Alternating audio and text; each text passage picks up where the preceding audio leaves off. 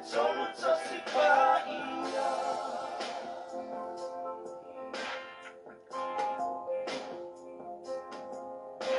Afio maya e whaanina. Saliva nei a leia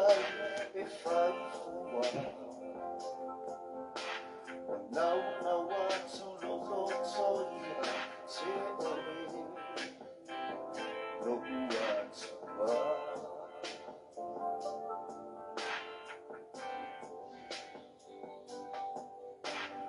Ola uku oiai ole ola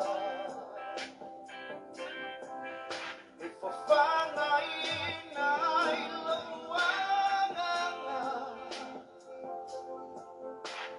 Fai masulu yo uai mo malama lama. O wao lau o fio iale mana.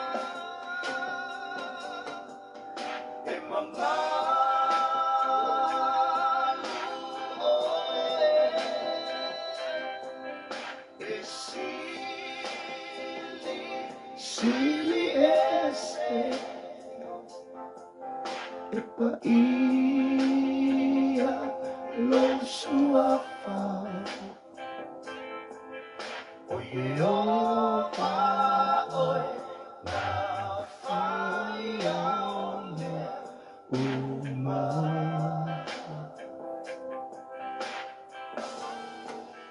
O te tonu tasi paia.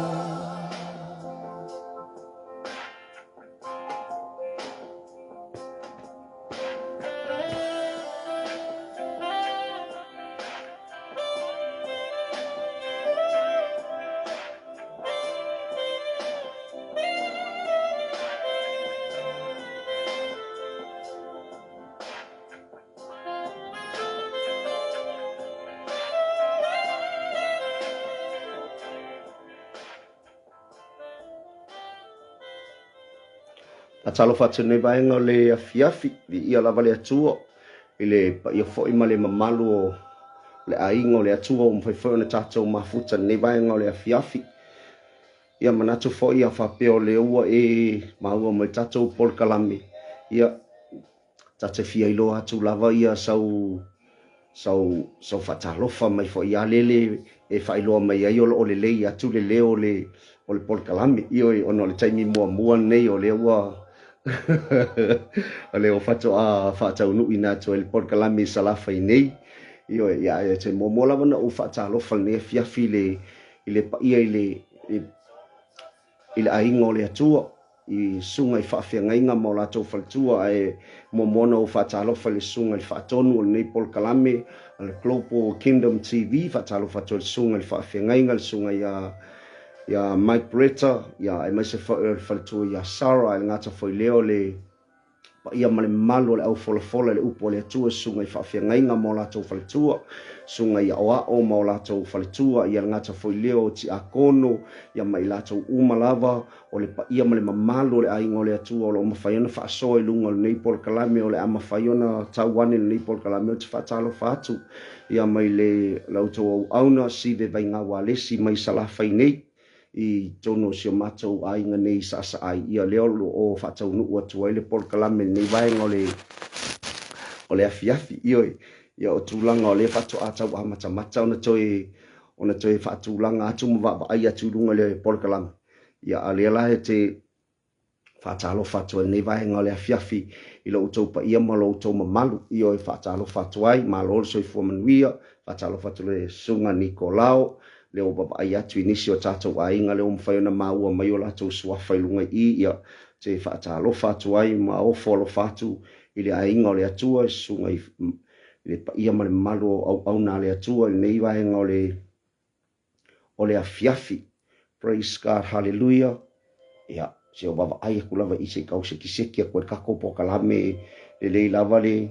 i le ala kwhaalonga ko le ele leo.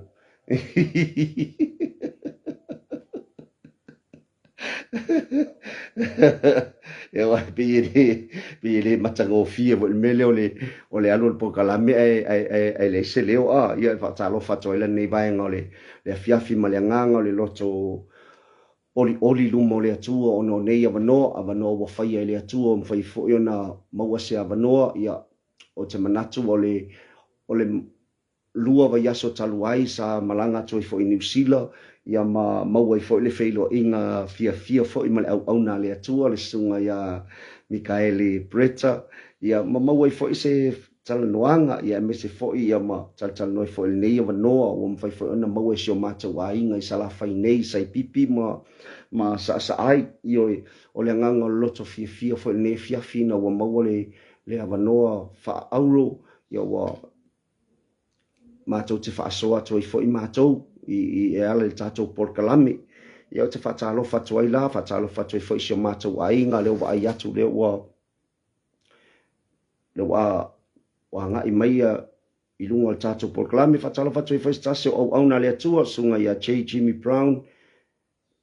ia Williamu ia whaatalo whatua nei vahenga o le afiafi ngata fo i leo nisa pa ia male malo sio tātou a inga leo mwhaiona maua male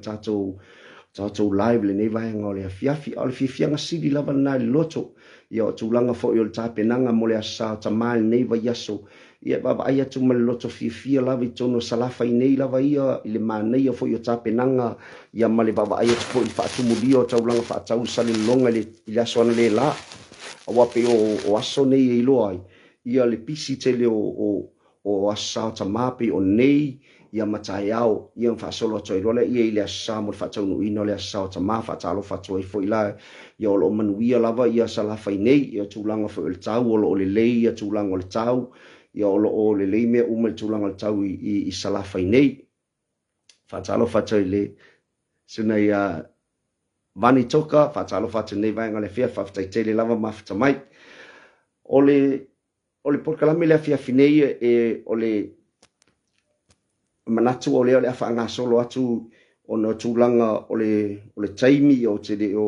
malamana o le fui fato a mata ona tau wha masani atu ia manatu o nei fiafi ia o le a puno mailo wao ia o le a nao o sa e whafonga fo i tātou pese a mata i le mamalu o le atua tātou te au mai le mamalu o le atua i tono nei porkalame na ia mawhai o na folau manuia le upu o le atua i oe mea umalava tātou te wawa ailava nga i le upu o le atua ina ia anga le lei fo i tūlanga o le ilunga o le upenga tawhailangi ina ia folau manuia le upu o le atua ina ia unge i se me whaalawela vea i le folau o le upu o le atua in whaian tātou whaasoa ia le ainga o le atua le nei fo i vaenga o le fiafi a manato le apuno mailo wao ia o le au te inei tātou sina talo le nei vaenga o le fiafi ta mama tātou fia lava whaafitai lava i lau fio i avanoa mātou i loa le ali ie o lo o tutusa i mātou i au whamanianga mau au auna whaafia ngai so se kale sia lava tama ngata le au whaasoa i lunga le nei Paul Kalame le Global Kingdom TV mātou te talo mātou whaafitai te le lava tama avanoa wa e saunia avanoa wa e tatala ina mo i mātou talangona i lava le lota oli a wa o ai i mātou wa e manatu mai ai mātou talo lea ia ni e fiafi te lofangia whamanuia si o mātou ainga o mātou mafuta i lunga o Port Kalame nei vaenga le fiafi whamanuia le ainga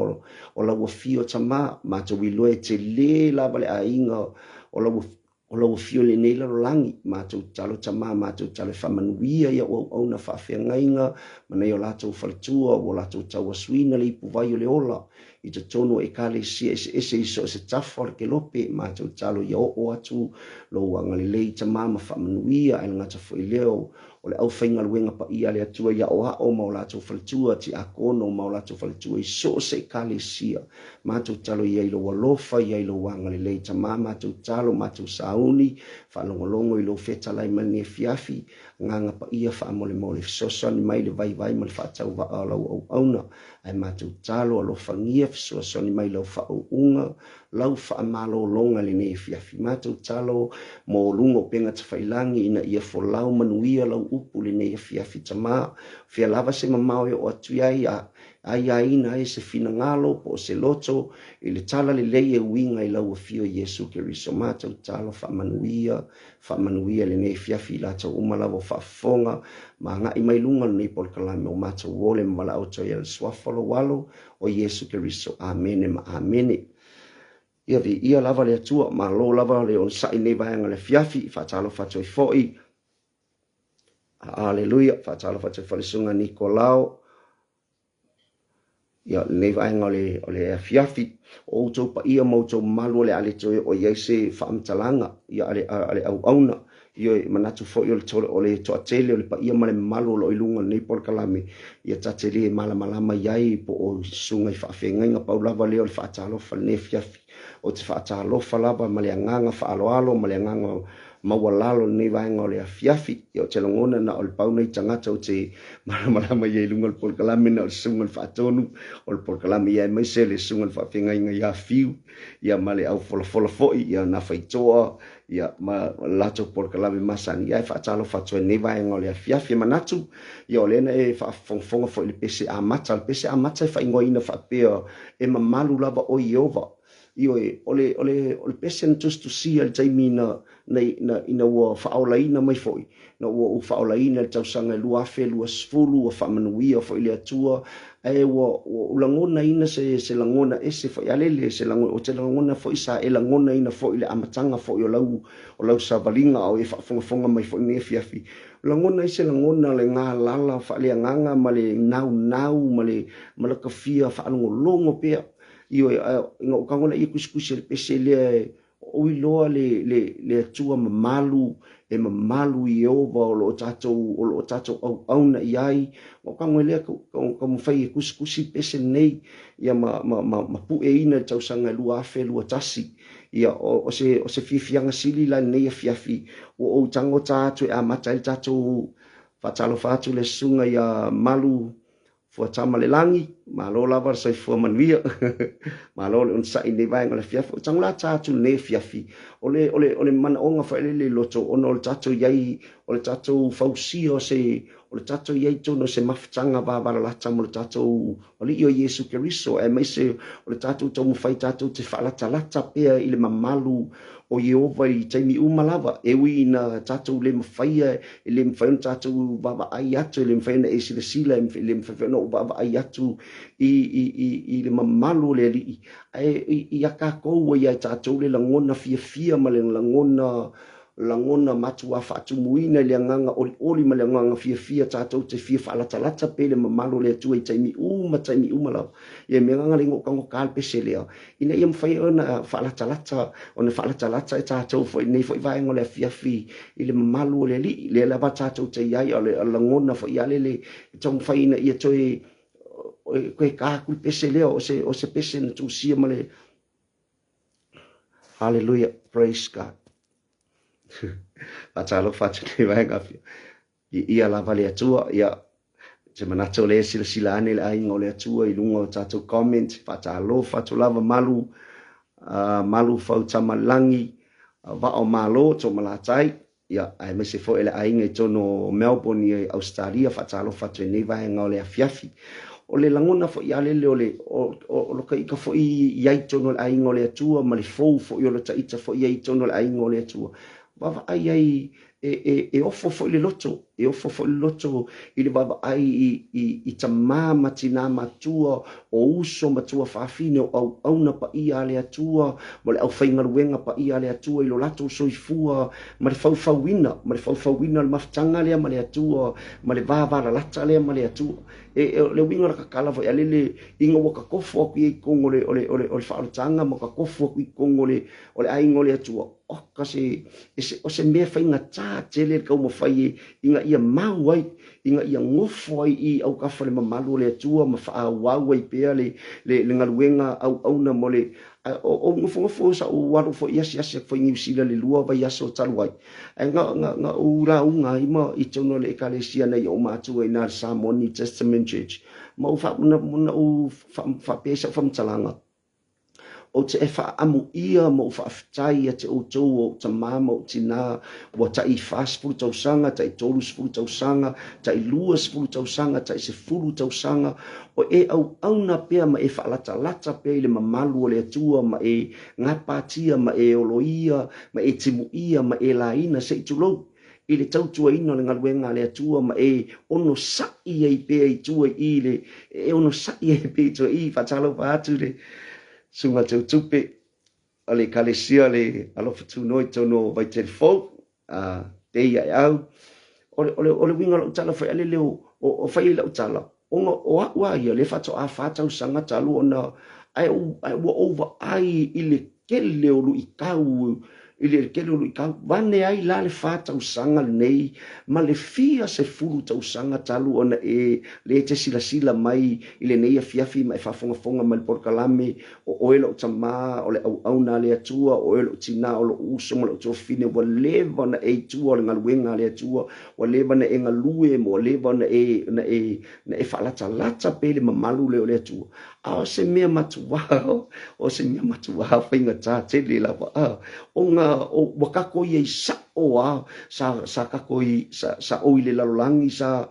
o le iloa ia mea sa o le manatu sa o le iloa ia mea matango fie ma a le o iai o va ai sa o lava ma o iai sa o lava i to tonu o le maftanga lea o le ala o se autu o tanga o mai ne fiafi o tang fai e mai se autu fa pe fa malosi ai mo o lo ainga o ke ele se la unga o se fa malosi o no o se au nei e fo i tono fa o tanga nga o ia ngari fa malosi o le porkalame lea o tanga fa ingo fa pe o le vai malu sua mali o le dessert o le dessert pe falling fa ale o le sa yai le upo le atua sa pa u le upo le atua le porkalame nei ana le la ia ile amatanga mai nei yaso sa fola ai au fainga luenga le atua au na pa ia le atua le upo le atua o tau maftanga mafana o tau maftanga mafa fa le nganga na sa e tau mafa ai o ai ile nei yaso sa fa longolongo ile upo le atua fa tala fatu sunga le fa tonu ai me se foi fatala fatu sunga e fa fowina tanielu ne vai ngole fiafi io e sa e fa fonga iai ma o se tau maftanga mafa ile upu le tua ile tai awana le la fa solo mai ai lava I porkalame le nei aso le sunga le fa tonu fa solo mai ai le sunga le fa fenga inga ia fiu e ngata fo ile au fola le upu le tua ile nei aso o le la sa tatu tali sua ile upu le tua ini tau maftanga mafa ili tai ona le lava solo mai nei aso an nei porkalame o fai atu nei fiafi e pese I o se dessert o se vai malu sua mali fa lele e fe so ani wa so sta maftanga lava e ai lava le meka o dessert vai mai ia a mai a tatu tau maftanga ia on fa solo mai la ia tatu dessert ia leo ia tatu askulimi manai mea sua mali ia wai tu ia io pe se me fa lele e salangi ai tau maftanga e teu ele tau maftanga mafana wa umona na e tali sua ai o le areto le ola wa umana pa ule upo le atua I tono nei porkalame nei aso atoa ai pe o se vai malu sua mali e moli atua I ala le upo le atua e toi moli atua I a o fata sauni e fata oto ia moenga ia outo fanga nei fiafi ai mai se foi o le au fainga luenga ia tunu mamao wa amata na manava isi nei fiafi io e lo va atua tale valu ia matou ia lona winga wa tale fitu io le uche alvalu ya matori no le uche alfitu I New Zealand io ke le malmalama ki Australia po le fko ake ale lima I Australia io I kau le kau sik ko ko ma fau kau ngo fo yo kai mia tala fatu I le sunga ia tufi tau fao aleluia o le langi alo li I salvao nei vai ngole fiafi fa talo fa tso male nganga fa alo nei vai ngole fiafi fa tele la ma tso mai io fa talo fa tso wifi la nei vai ngo pila o le ka ma fai fa le inga ia o se upula le o mai nei fiafi o mai fai ma bai ma lusu ma lio le nei fiafi po le t-shirt le nei fiafi tau tau lua ma tau mafutanga ma mafal na wa umana na fa fonga ia le tai au ana le la fa solo ma nei aso ato e winga le fiong pa ia le atua o mai ese au tu fa pea a we telu ese ma le atua praise God a we telu ese ma le li ipe au o mai lu I tau le ola aweke sabali ese yoi ono tulanga pe ava ai le sabalinga ne o sabalinga fa le nganga o tato yai tonu o se tamu enga fa le nganga a lo yai fo ia nganga fa la be labe tau mafai mai lava I taimi uma lava yoi ka ko mafai aku mo fina ngalo le tu ele me wa o tato le upo le tu ya ele mapu fo le sau o lu tau yoi o me momua ngoka ai fai mai o ka ai le au ku saka kango sa fai ia skasi pe fai mai ai se ale me ai se me o mai me ki nga pe afa pe o ye se tuo ai se me o mai me ti nga pe afa pe o ye se tuo o ma fa le yo le me mo mu la mo ma fa ye o ngol ska yo le o teminga le uska ia o le uska ia le ulu I tangata ia ngā whainga ila ia savalinga ia ma whainga o me ma le whainga o kako lo na lua ia o tau whai o tofo mai tātou le atua tofo mai tātou sila mai le li I savalinga ana au na savalinga a tangata tau mawhai mo le malo le atua whatalo whatu whatua whinaunga whatalo whatu ne fiafi malo lava soifua manuia lona lua tofo mai le atua kau fai le atua kofo kako inga ia fala mole pe kako ma tato savle balinga fa manga kau fai lava le atua kau fai mai se me inga ia kau fai lava lu I kako il tato wolanga lo kai kare ma fau yai ia ase utuna o fa pele le si vai ngol tato utuna ne fia tango le fau fa alele fa pea fau se lua maftanga ba balalata malowli fau sa maftanga ba balalata malwatua fau sa maftanga ba balalata na we yelo maftanga ba balalata ma le tua o tato o nei a ole toi fa malosi ne fiafi toi so iai ma toi ko pi iai ma ko fau pe wa pe no u fa yatu ne fiafi iai lava ia fala velabele le ti apolo man au e tomo fai fala velabi ko savalinga le al fana wale atua praise God fa pele se fesili fa pe ai se ai tau ai ona fau se lua maftanga baba latsa male atua e me tatu o tu fau se lua maftanga baba latsa malowali fa mele le fesili kau kala la kiki ka ko au ku fa pe ai se ai tau ai ona fau se lua maftanga baba latsa male atua o le manga yo o le ngiva yaso sa yese sa o wasiasi foi tono se tasio o e kale sia fo o matou I matou o matou ye temine I tono popua le kale sia ale o Assemblies of God o se fianga silia ke uma se mena o se le sona o ngā moau e whamalosia I fo ia o te manatu fo ilia o whamtala atu ne fiafi fai fo I whamalosia au mo tama o whaafonga mane fiafi ia o mea ngā kupu fo I wowa ai so o lava iai ai ngā koe whamalosia I lau savalinga I fiafi o le songa fuana o walu ai ua mai le alo o le tamalea o lo tu uenga luenga o wa aile ia ile winga le tala fa le fau le maftanga male atua ele ia iske wa kinga inga ma o le afino to ina wo inga le ye kulanga le mau kongu fo ia le longa va ia ku kulanga wo kinga inga le kinkiki wo ngor kele fa ma ile wo sa nei tono sa moli thank you fiva man tu fo ile na ona ia lo laiti o lo la ve fo imana I tupulanga le wo ot fo ye tangata matua ioi wo fo ye tangata matua lo mau le fama le winga la famtalanga fa le fau lo mafutanga ma le atua o ame o mai o ame e tupu mai tono lo ainga tama o kalangoa kwa ui i tama i unga wa o la upatole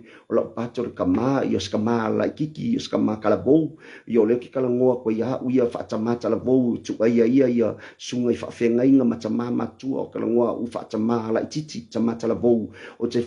whaasoa o se whaamalosi au mo oelo uso tamata la bou io e te whaamalosi atu e whai alele mo o le mangai o le mere kupu mai o me kongolo ka ainga a o lo iai le mafutanga vavara lata tama o le ainga ma le alii io o lo pipi whaapea le mafutanga vavara lata o lo iai se mafutanga whaapea a tama o le ainga a oe a hau ma oe ma le atua io kupu mai la whaafika uri ka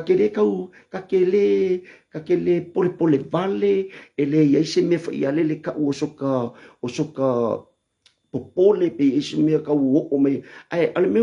manga ia tala to ina o tupu melea sawa ai atu ilo na fini o ba ai atu isi to lua masion au ainga o ye me fa yale le pi o tau pole wo popole ona wo ba ai atu la wo matua te le ala faina wo lata la ina na wo amaka va pe wo tau puni ma na vale atintiti ai vale manga ia la ngang sawa ka maloa ngang sawa au na le atu sau pi ile ulo lo na fini a sawa pi ai nga umang pipi ia ma faile kalo uman faile talo yelo na masal salonga pe se pe folinga pele pe ngia nga fa labe o le fa labe ko sabalinga a sionga fini ya kango le ko inga kuri ese le nga fa labe io famtalanga len famtala mai te ule ino macho atu foi ma te siasi ma il macho i sia fine mo foi ka ma ko pese ma ko ia mo foi ma ko kalo ia mo foi upu fa ma fana foi alele ilunga le ma io macho chalo foi macho ia wa pe ole fana ole tua fa malosi lesi fa ma fana i le alofa ma walunga ole tua wa fa ofuina i tato fa na ole tua o langonga ia la ia le manga ia la le mele le kupu me se me fa pe ala i se mafkanga va bala la ka fa penge ku so ingan ko fa malosia ia lo to ta pena por kalamene ko fa malosia ia lo ko e winga le au tule wale bana uta pena ina ia le au tule sa ta pena lava ma tu io au ta fa ta pena isi ia ai pe au kulia ma ko kupu mai lole mele ile alo le ole o se matu to ina le o tu ele kale se tono popu al termine ko fa malosi lo ko ile fa malosi o fa malosi la le fa malosi mole ne fiafi ole fau pe o la mafutanga male atua o ka ko pi pe au tafo le ali o ka ko ongo sa i pe ai tinga ma fainga talo sabalinga fa le nganga ma le kaua fa le nganga o lo ka ma fai aku ka ko ile me o mai tatou le upo le atua e ala mai au na pa ia le atua e o mai tatou ma ioi o ka ko ma fai lava le ka ki ma fai ki ai inga ia fai o ngau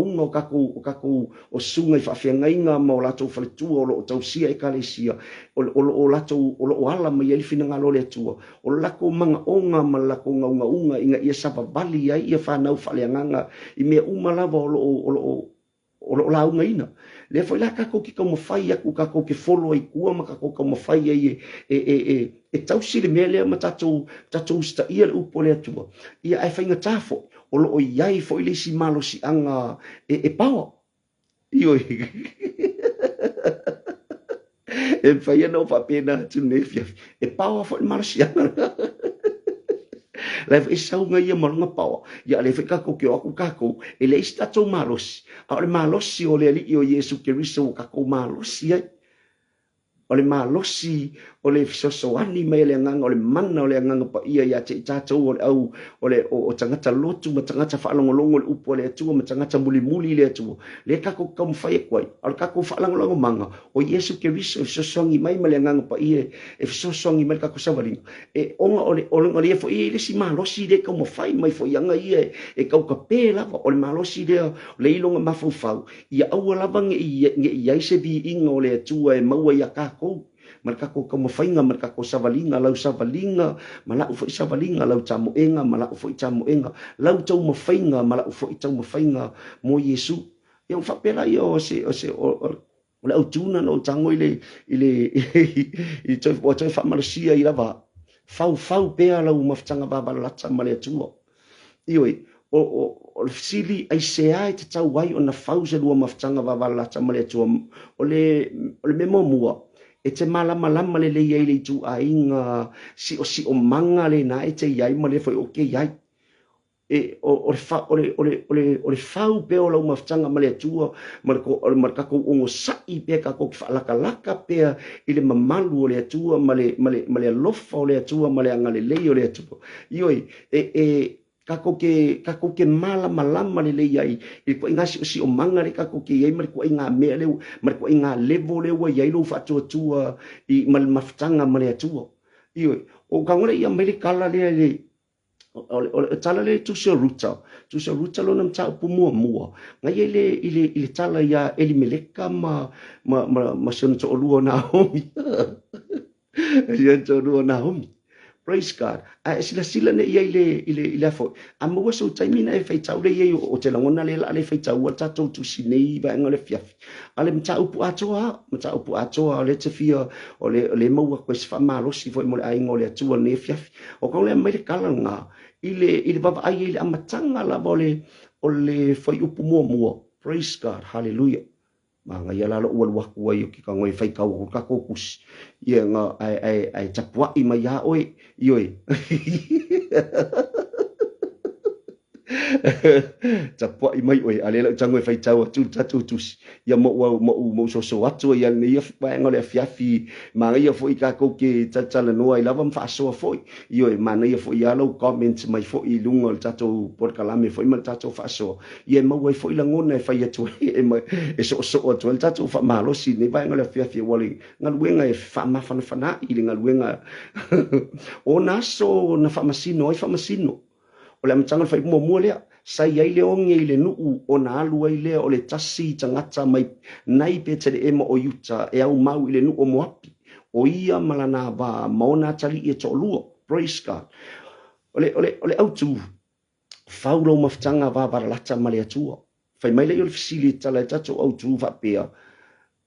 ai se ai te tau ai ona fau se lua maftanga va varalata male atua mana tu mua e te malama le iai li tu ai ngasi o manga le ke alala ai ma ko inga levo le wa iai le lua maftanga male atua ma ko inga mangaia le wa lua maftanga ma ko inga mamao le wa iai lua maftanga mala o fo maftanga male atua ioi e ke malama mai o mangai o le fau o lua maftanga e ke malama le waso stangata lava e fau na maftanga male atua e malama le lava ile mamao male la la iai mal ko inga si o mangale o lo binga la fam talanga pe o ai atu to ino Elimeleka ile matau dia tai milo fa masino na umatu ya Yosua le na umatu Yosua fa me Yosua le mta o pelus fu fa pe sulima fa mai fili o to po ai ko ke au ngai o ha umalo ai fa mai po ai ko ke au po o kuanga au ngai ko ka mai lai ku le vai ioi a o ha umalo ainga ma to te muli ma to te au na ma to te lata pe ile atu ioi ai fa pela te fai tau tu sina Yosua ma sila ia ile tala nu na fai Yosua fa kala ko inga o le ngu ma kanga ko ngu fa mai le ai ka lo pinga foi ma ko ki au nga lava ile atu ioi ma ko ki ku mau ile lava ma to te au na lava ile atu ma ko ki le ko ese o ma to lo le atu le na mai ya tatu nu mai ai ku pito le o tatu no fo ala o ma ko ai me ai sa ma ko le ko ma meu chau chinonga le na fai e tanga chalu ma Yosua okay seki me sili le wa o tulo lava pe fai su ono na fai me Yosua ile tu sina Yosua lo mata pelo su fa fe su lima pe su ono su fitu me Yosua le las me pole ai o me silia o ko wa o ko fonga lava le o ko fai mai o tau lava le o tau fai mai ia ele la se me o ia seki la o ai ma vai atu Iosua ia a ole kaimi loa nga wa a maka loa o nga whapingpinge i lo le nuu le na tausia i en amata na wa ai mai te mi o whamsino a le i tu se o whamsino le i ia whamsino to spurulua le amata mato ino o tineru ia so o ane ai mato ino e uta ia se ia o ia Samson io e kele whamsino sulua whamsino le na waiwa ai whai mai la le e whai mai le praise God ngā mea lai ole whai koi poka wa amatana le wa amaka ngā le nu ole atu le ala ole kaimi kongu la ngā le kupu mai me le ia el meleka praise God ole kaimi ole luma kua wa amaka ngā makua mama o lava wa amaka ngā lako le kausi i upu ngā lako whai ai Iosua mai a ele ai seki Josh ma ko ke muli ko le mea ngai se ngai seki mai oi ma ko ele ai si me ma ko i lo lava o le atua lava nei o tātou o le atua nei o Abraham o Isaac a le ala ma ko ala ko le ala wo o ke mi le wo ula me fa masingo ke mi la le wo makua esel me wo o ye winga lu le foi la kupu me le pe en tu si me tu si le ruta pe me ke mi le fa masino na tupu le ongi to no petele em ya ka kala ngola ya petele em wa ka ko kala ngola ile me le fa mai o le falo le falawa le io e petele ema o isi la fia mea umalawe winga ya petele ema le te a fia o mai ma esuma le fiafi te whaafonga mai wa e malamalama le winga ya petele ema o i fo ile na soifua mai e Yesu lo no winga o le fale o le falawa le io o le areto le ola praise God o le ainga la le o le kongo pekele ema ai oso ai le ongi o le winga le whamtalanga o le tupu me o le ongi o peo se me whaerenga testa i le atua i le kaimi o lako whale kongu kaimi o lako le usi ustai ma le kaimi o lako ese ma le ese mafkanga wa mamao le maftanga wa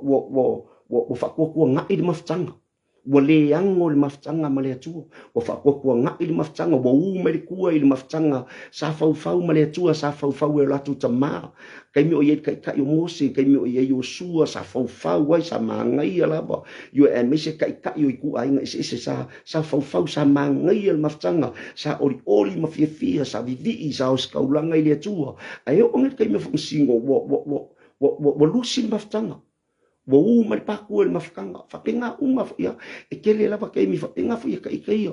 o kalangoa ko fo i ngi fo i au fa ko afa kausanga kalunga nga fa ola inga e kaimi fapenga e kaimi fapenga e o mai lo me fape sorry makwa va ve ai ele va ve ne na ya le no o fa am ia tu ya o lo ta mama lo tina wa fia tau sanga le savalinga na e muli ai mafau pe lo maftanga le mali atua e ia lava kai me afainga ai mai kai no ki ngam fain kamlo i kau alo e mau pe alo e pi pe le maftanga mali atua le maftanga e te sila fia le ia ile ko inga si o manga le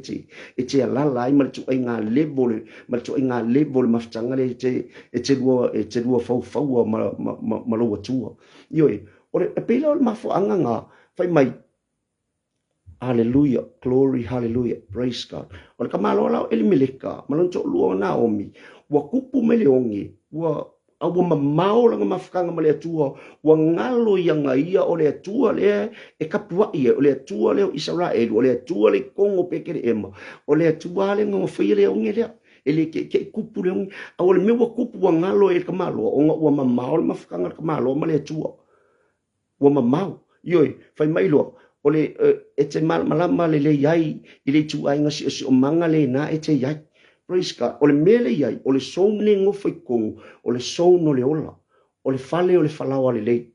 ole sono le ola ole Israelu ole nu ole tu ole we ko kongu le wa seto le kongu lo fangu kanana wa uma nga vai uma ya lo fangu mo ku ai ngasi le ola le yai ai o soi le onge le onga lako le ususka i mo lako fai nga mo lako fai a mi o ile tu ka lo le tu ko ile onge ai bele ska mai mea mai mai am changa chacho por kala me au e chelu esse male ali pe a o lu I tau le ola ia che oi ai vai le men ko ia lu ye ka usa le o man kolosi mai e Isara e lu le yoritana le o mangala ko kolosi le yoritana le Yosua mo mo le nga mal lua mal tolu le ngala ko kolosi mai le yoritana le wa settle ngu ko ngokana ai vai le me ko ingo Amerika ko e oso I fa fo Amerika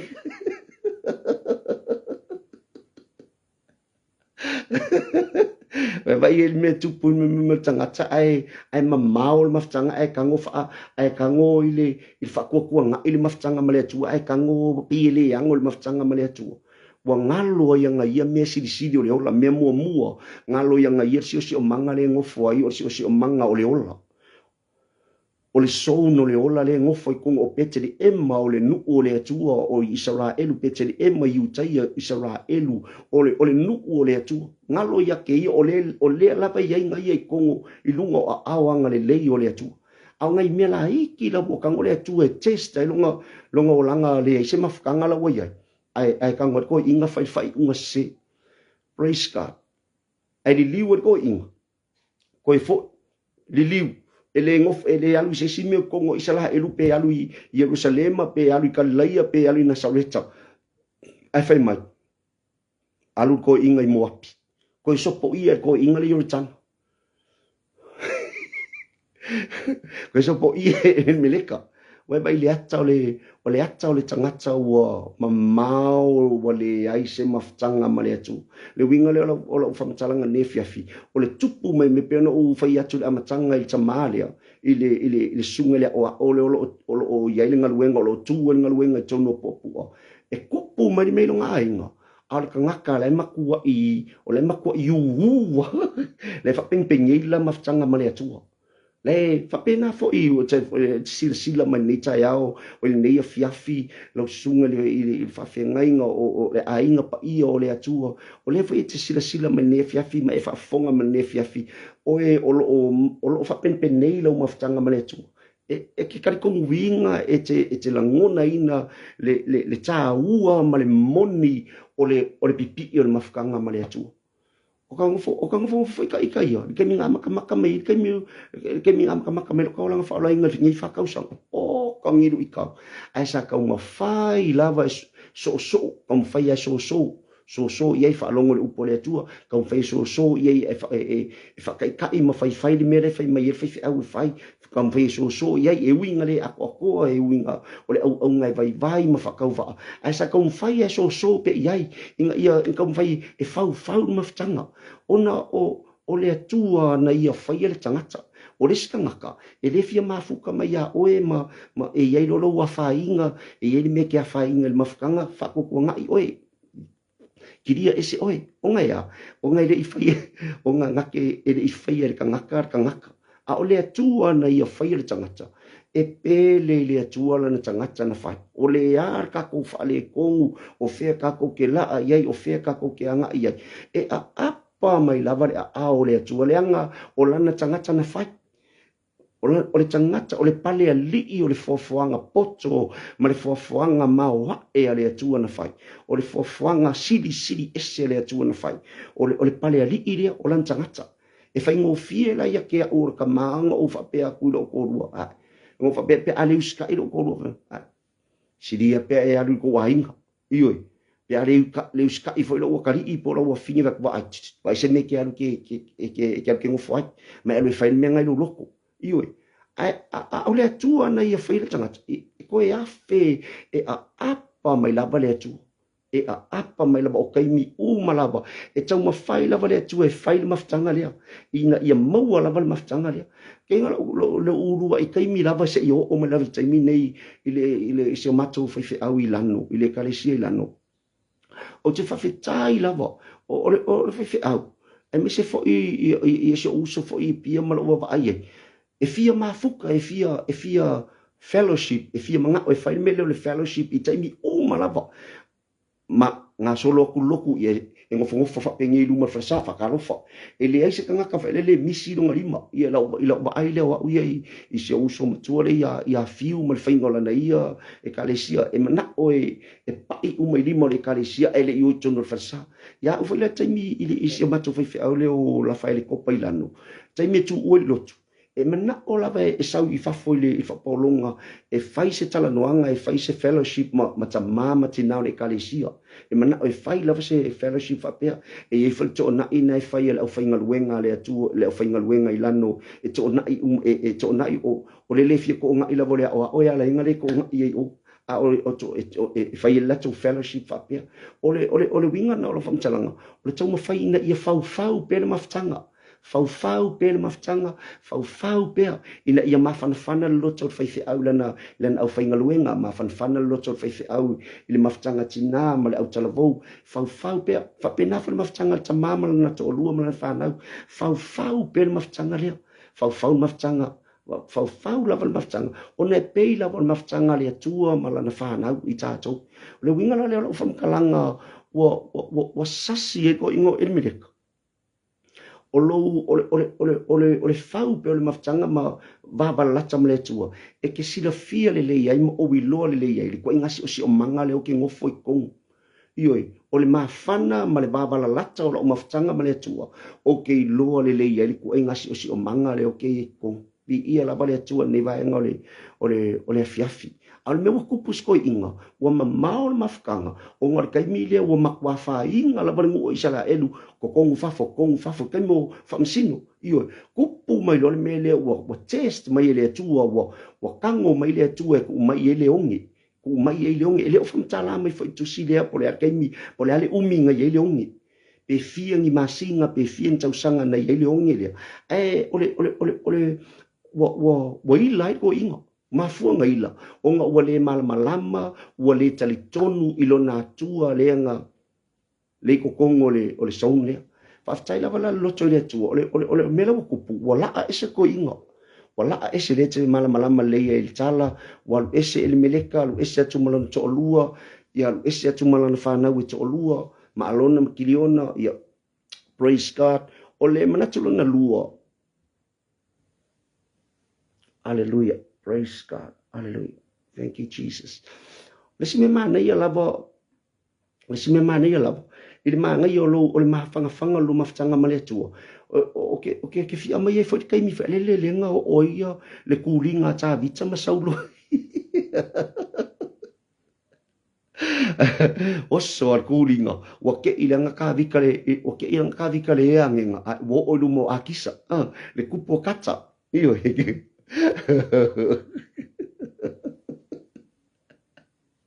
Ile mafana le o le maftanga ta vita ma le pipi le maftanga ta vita ia le fai sila fia le upo le tua na fai ya ta le na fai winga ya ta vita fai mai o mau le tangata e tusa ma lo loto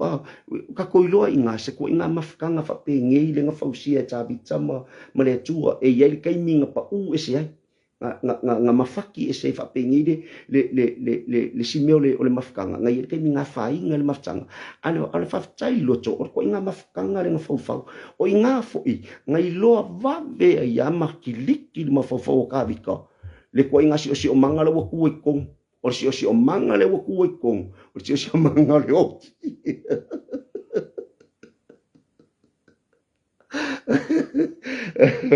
o le si o manga le wo o yai o le si o manga o le tu o lima le fatfata io e o le si o manga le oti io e ai va ai la ia le me le vave ko ngeki ma le vave o le mafau o le tangata o lo pipi fa pengi le maftanga ma le tu io nga kopu ma ia wa ai ku nga wa ku fa fa asoli fa me o nga akisa asoli o kaka kongo le nga fe ia le nga fe e finyo isala e lung fe mai o nga fasi ga kare bo ke le ka fasi ga kare ngai ka fasi e saulo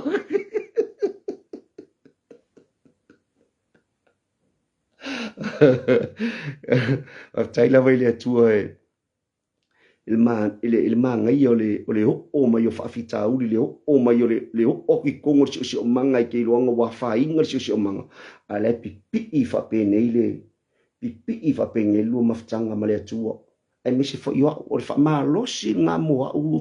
fo io le kamau a inga I ke ka inga lo a inga ia o mai fa fika uli ko lo a inga ko lu ma le fingi a le yese mafkanga fa pe ma le tu e ma fa ia o foi inga inga ia le upu le tu e foi ai ma koe mafau ai ma koe fiku unga ai ku iluma ku mai ku au kafa o fere me le e kau fa au ia a inga o fere me kau onga alo ia iwe sai stevi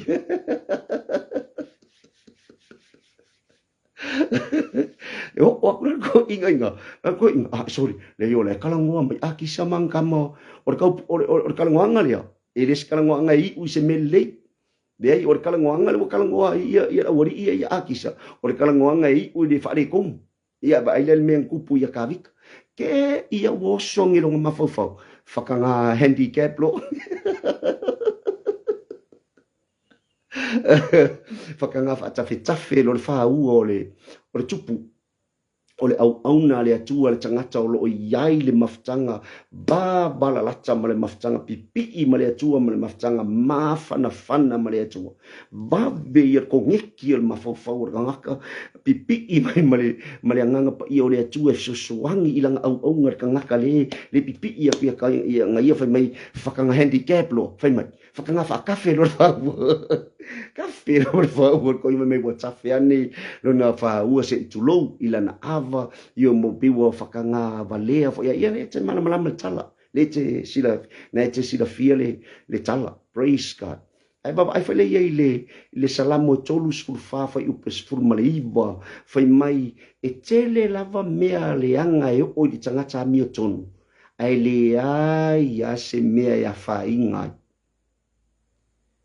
ele ai ma se mea ya fa inga e tele lava mea leanga salamo tolu fa pe suiva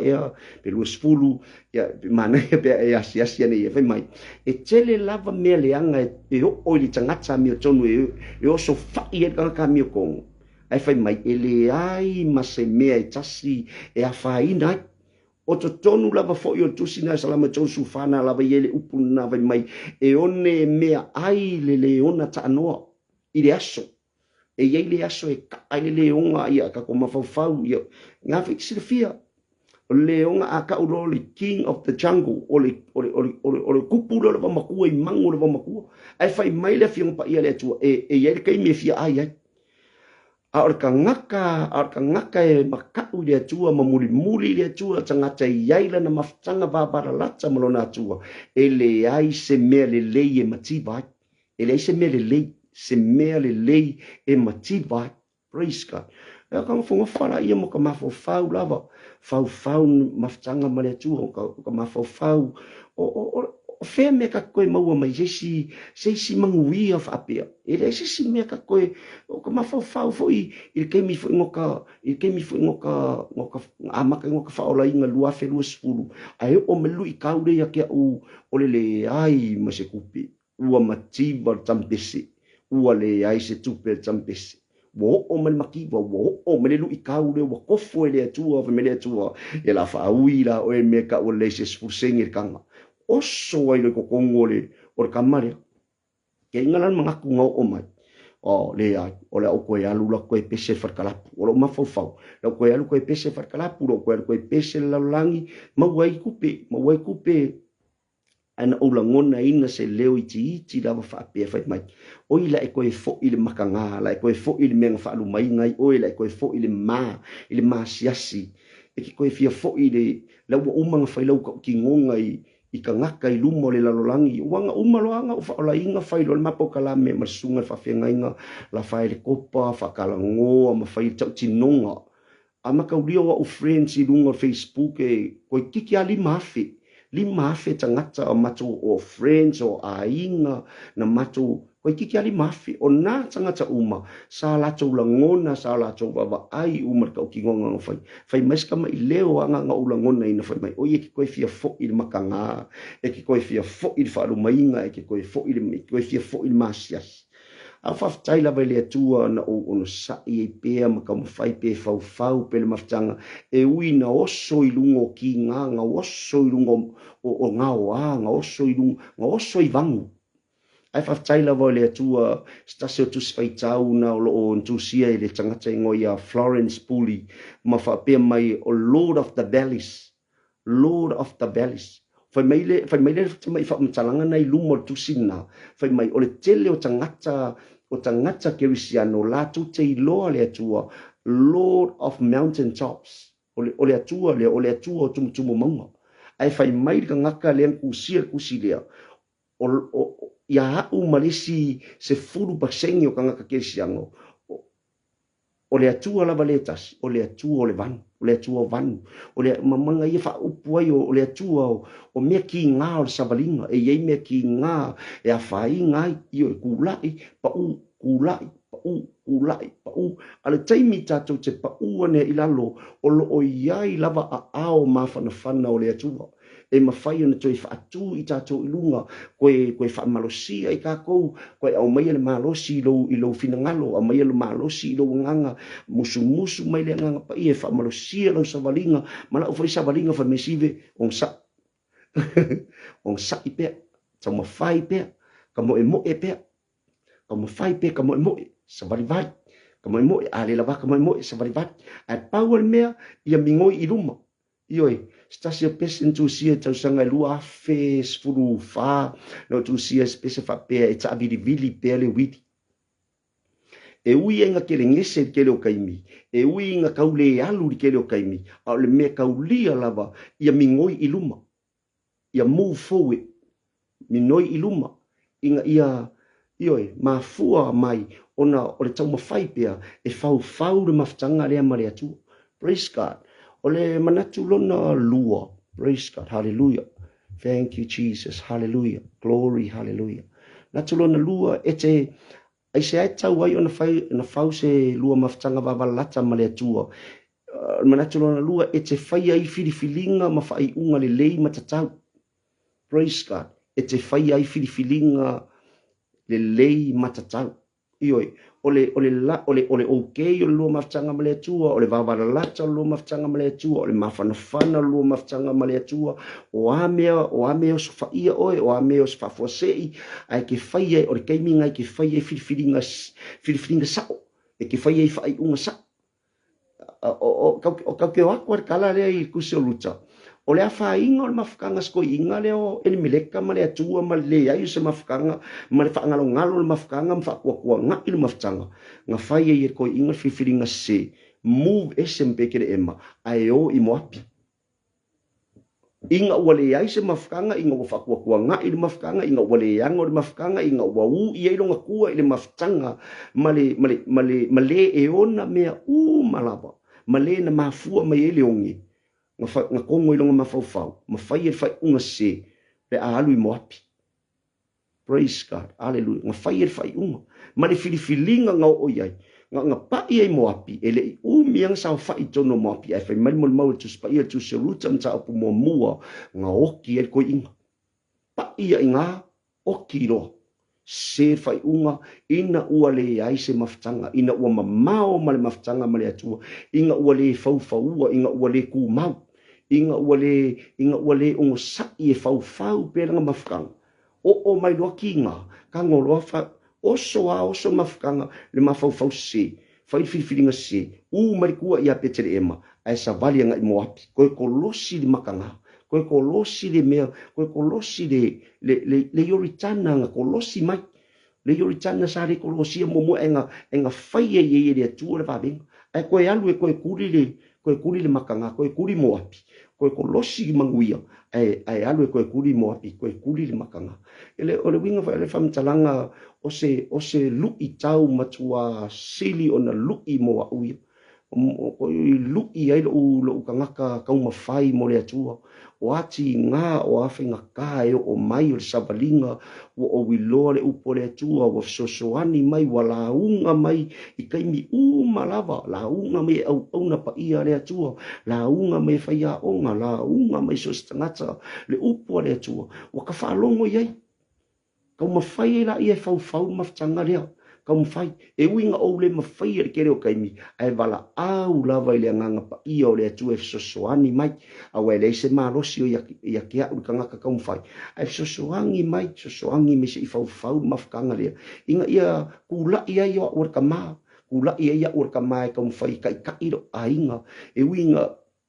como fai kai kai ia lo ko lua mal ua fingi o kako o fina ngalo le atua kako ki koe fo yaku kako ki koe fo yaku o whangau a mai a kākou, o kai ko lua a mai a kākou, se tulou, o panga, o tatou panga ngā mai ele atua, kako whikangofi whai whaperepele ma o ao, ia ngai ki ngā, io e mawha malosi awi nei tina, io nisi whai taimi e malosi nei tina, ia e vai whai nei tama, ia wha malosi mai e ikaraka maa. Ia o tama fai mai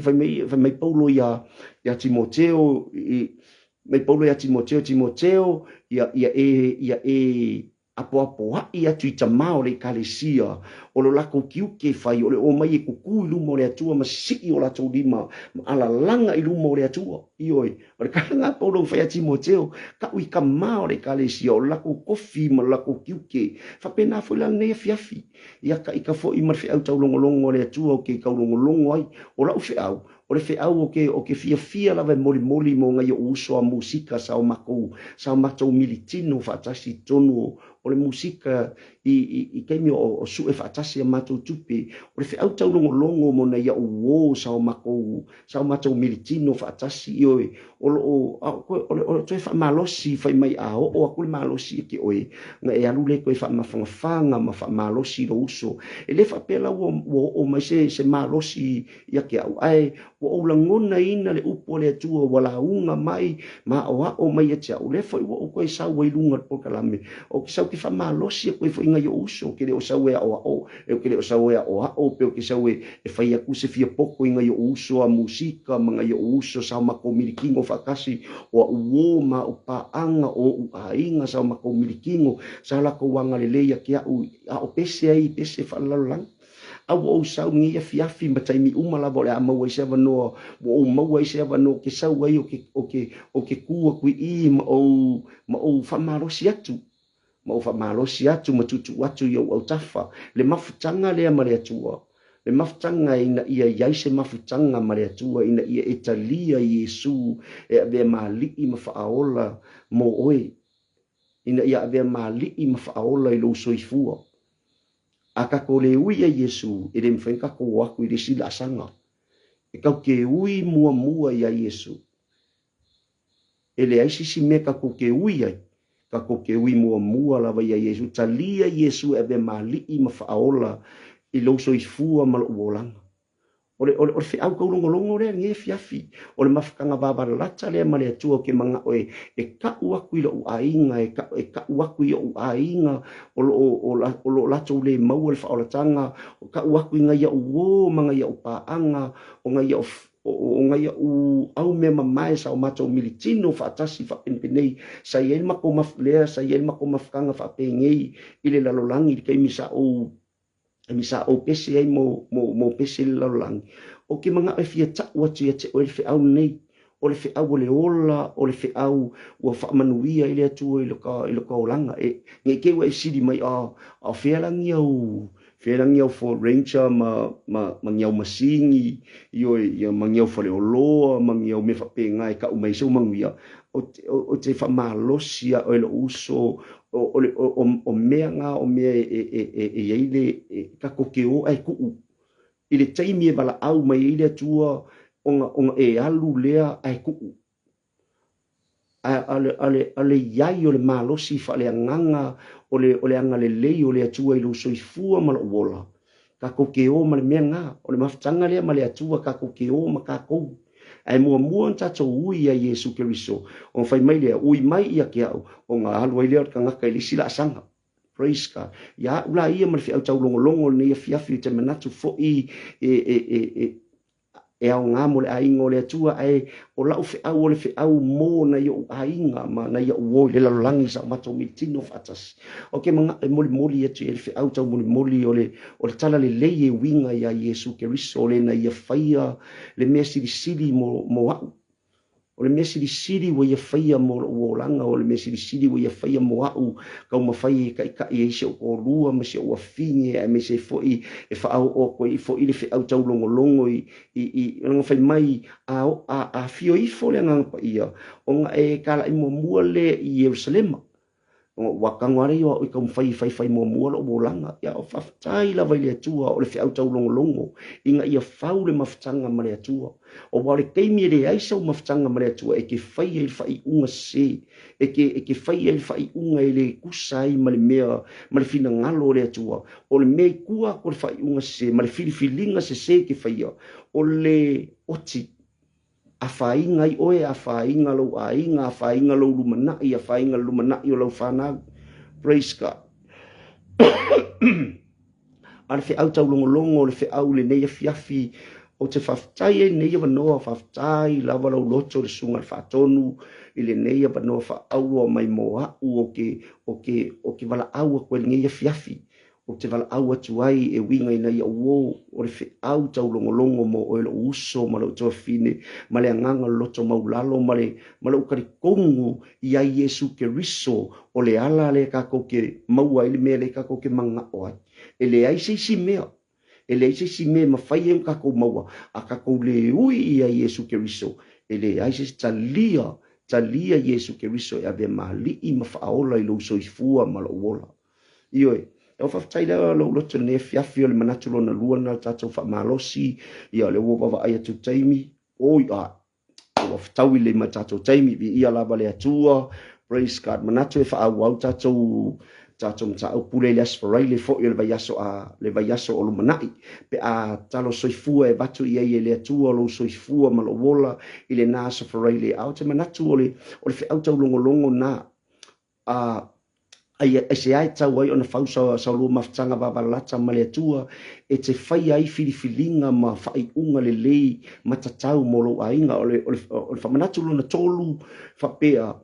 e te poto ai ma mafau tonu ai praise God inga ua koe seki leilo maku o Naomi ngala ngonga ai e Naomi si leo whapei tono mo api fai mai la ua koe seki pe te ema lau koe asi le atu e Peter Emma, lau koe inga wa whaama wa lalo longa loko inga wa aina o mi wale se mea. O ki rong ko olua, o ki rong whaanga ko olua, a re sao whai menga o ngofukangi ko olua, rutama o repa. Praise God. O inganga la ngonga i na omi. E leo whamkalai tu spaia. E leo whamtala me tu se o ruta ngā mea, whapenga poko i ngā omi pe ngā. Ale winga lo whamtalanga fo leleo, o kako wo e whau, kako maftanga wawa lata male atua. E amaka inga kako wawa ai, kako koe wawa ai aku lesi la sanga, kako wawa ai aku lesi skepu, kako ilo atu lesi skepu. Tatou te wawa ai e lea lofa mawalunga o le atua. O le kai me wha mawalalo ai o kako loko. Whaamaua lalo kau ke o i lalo i ka elo le vangu o lo o iai le atua i lalo le vangu.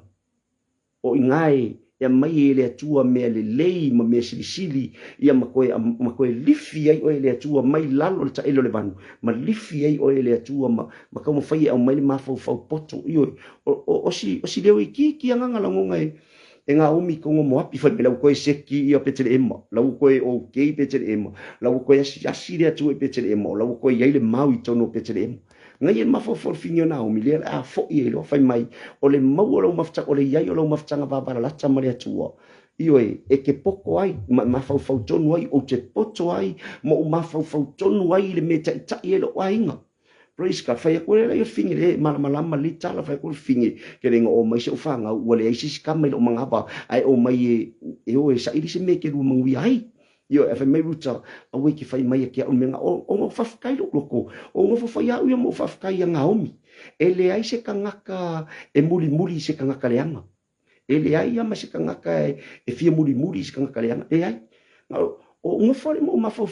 fe le makaukia le fa mau lalo loto na omi na yai ina ua inga wa kupul mele ya ke i long ko lua malanga fangau nga o la ngonga inga se ko inga fa mau lalo nga o ye loko nga omi ma ia fa ia ngi winga sidi o nga le lei sa ba ai ye langa ngufkange rea sa ba ai ye re kamalea le ko lua le o langkam sa va ai o repa sa va ai ruta i se kinga awai mfainga o awai mfainga muri se finge se kinga so ko rua va ia kunga makwale anga ele alofa ia ngai mai kele me afai ngai ioi e ye foi me fa pena tono ai ngai ele o tato mta upuna o winga o fam talanga fa ele o winga na fa alia ina omi ina o fa mawalalo longa loko ma koe ku longa loko ile tua wonga la ngonga inga le leo fa mai do koe asi le tua ka e kari kongu nga omi o na tua lo koe fo e ku oi I petere em koe kari kongu e longa loko ka fai koe fau o inganga fai me I upua a ruta fai mai o le mea ke alu iai o le mea te oti ai e fai lo nu mo nu al mea mangai lava fai mai ruta wa kali kongu ruta I le olanga o Naomi awa ele mfainga ele mafai o kari kongu lalangi I le atua le kako ke au nga iai pe ale fua aku I le olanga pe ale fua aku I le usoi fua ia mara ofo iola ka mfai ale fua aku I le uola ele mfainga kari kongu a uo ele mfainga kari kongu wa inga ele mfainga kari kongu I le Yesu le ke mori maua tuai a faftai la mai le atua I le mulimulinga le aruta fai mai le kala mulimuli aruta e fai fo I le watua mo watua praise God faftai la loto ole iai ole maftanga ma le atua ole soi au tafa le mamalu le atua ole falaka iai ole ongo sai pe I me ki nga e winga e kau mafai aku e kau mafai mai fo ile ia le li o langi ma kofonga e kau mafai e ku o lalo ai faftai la vai le atua I maftanga inga I mfainga I ka ko ongo sai pe kau mafai fina pe nau pe iai o tatou loto ai faftai la loto I le atua ole fi ngaunga lenga mafua yo nga o I manuia kau I manuia wa poko mafau wa fai filifilinga sao wa seki mafau nga I o nga alu kau mulimulinga lea ma o ko lava o ko ia poasa ia le malama le tala tono le mtau mua praise God ele tau fa malamaina ele tau faitau wina ele ainga pa ia o le atua le tala winga ya ruta io e ngalu wa kau mulimulinga lea ia la koe fai mai ui ia ngau e fai mai na o milona loto maulalo malona nganga na tu uifo ilalo fai mai le ai o koe ka ua o ngaomi e fai ngoa o mara o ona me na fai ele atua ia kia o longa loko le o makwa I ku ua ilalo longa loko ai fa alaka tu ilalo fa lata I mamalu o le atu praise God ngalwa ko le luta o kia poasa la kuaia alu ao karite kongole o fangua ko inga ya lofa ia poasa fa kongu fo elo makua ma mafo fo o Naomi e kakau lavanga manguia ruta ioe ia alu moi la lo vai ko inga poasa io ai kia fo ia ko alo makua ko inga ngaso alo falaka ia puasa falaka ia fai se mafkanga puasa ia fau se mafkanga puasa inga ia ile anga leo le tu ia le wo tatu wa ai ia ruta puasa tu la mai o peta fa na mai yese fa na mai tabita ia le na sawa lo ngafa ia mau o mai lava ile ri fa o Yesu Kristo praise God ole mana onga mo ole uso mo to fino e fa fonga ne fiafi ole fausia ole maftanga baba lata malo wali ifa aolo Yesu Kristo awa o ia lea na ia faia le lenga mo tato o ia lea na ia faia me sili mo lo so ifua malo wola e mo mia inga ia ka ko so pe iai ka ko so awa ka ko ke manga o mia I te mi uma le se malosi ele se poto ele se ilo ia te tato se tulo a ole atua ole li o Yesu Kristo malona anganga mana lona anganga pa ia e so ani mai lo fa tau va ia me se fo o elo ainga ne vai ngale fiafi Yesu le na maliu lunga sa tau lo mo o ma tafe mai ile ngafa le fingele o ruta fingele nga faia le fifilinga sa praise God fa taila lo toile atua e winga fa le komu amakanga nga amakai ia ainga le ai fa taila le atua le tala le